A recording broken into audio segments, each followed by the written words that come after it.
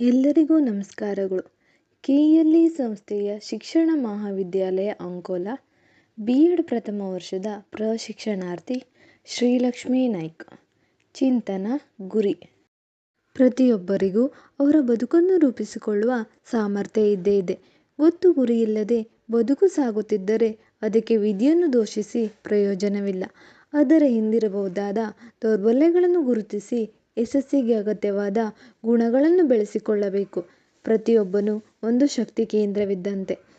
ಅಂತಹ ಸುಪ್ತ ಶಕ್ತಿ ಪ್ರಕಟವಾಗುವಂತಾಗಲು ಕ್ರಿಯಾಶೀಲರಾಗಬೇಕು. ನಾವು ಏನಾಗ ಬಯಸುತ್ತೇವೆ, ಗುರಿಗಳೇನು ಎನ್ನುವುದನ್ನು ನಮ್ಮ ಕನಸುಗಳು ತಿಳಿಸುತ್ತವೆ. ಅದಕ್ಕಾಗಿಯೇ ಮಾಜಿ ರಾಷ್ಟ್ರಪತಿ ಡಾ. ಅಬ್ದುಲ್ ಕಲಾಂ ಅವರು ಕನಸು ಕಾಣಿರಿ ಮಕ್ಕಳೇ ಎಂದಿದ್ದರು. ಗೊತ್ತು ಗುರಿಗಳಿಲ್ಲದ ಬದುಕು ಹರಿಗೋಲಿಲ್ಲದ ದೋಣಿಯಂತೆ. ಕನಸು ಕಾಣದಿದ್ದರೆ ಬದುಕಿಗೊಂದು ನಿರ್ದಿಷ್ಟ ಗುರಿಯಿಲ್ಲ. ಗುರಿ ಇಲ್ಲದೆ ಸಾಗುವ ಬದುಕಿಗೆ ಅರ್ಥವಿಲ್ಲ. ಆದ್ದರಿಂದ ನಮ್ಮ ಸಾಮರ್ಥ್ಯ ಅರಿತು ನಾವೇ ಗುರಿ ನಿಗದಿಪಡಿಸಬೇಕು.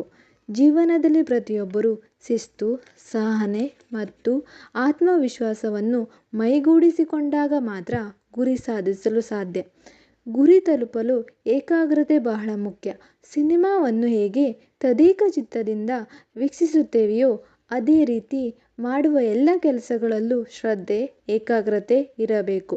ದೈಹಿಕ, ಮಾನಸಿಕ, ಆರ್ಥಿಕ ಮತ್ತು ಆಧ್ಯಾತ್ಮಿಕ ಸ್ವಾವಲಂಬನೆ ಪಡೆಯುವುದೇ ಪರಿಪೂರ್ಣ ವ್ಯಕ್ತಿತ್ವದ ಗುರಿ. ಆ ನಿಟ್ಟಿನಲ್ಲಿ ನಮ್ಮ ಸಾಧನೆ ಇರಬೇಕು. ಗುರಿ ನಿರ್ಧಾರವಾದ ಮೇಲೆ ಅದನ್ನು ಹೇಗೆ ಸಾಧಿಸಬೇಕೆಂಬುದನ್ನು ಪ್ರಾಯೋಗಿಕ ನೆಲೆಯಲ್ಲಿ ನಿರ್ಧರಿಸಿ ಛಲದಿಂದ ಮುಂದುವರಿಸಬೇಕು.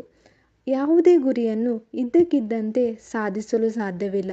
ಅದಕ್ಕೆ ಹಲವಾರು ವರ್ಷಗಳ ನಿರಂತರ ಪರಿಶ್ರಮ ಅಗತ್ಯ. ಸಾಧನೆಯ ಹಾದಿಯ ರೂಪರೇಖೆ ಸಿದ್ಧಪಡಿಸಿಕೊಳ್ಳಬೇಕು.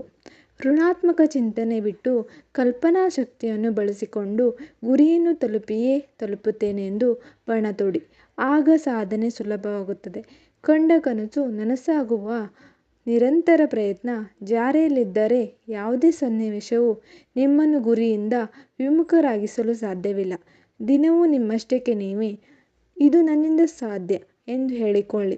ಇದು ನಿಮ್ಮನ್ನು ಹೆಚ್ಚು ಶಕ್ತಿವಂತರನ್ನಾಗಿಸುತ್ತದೆ.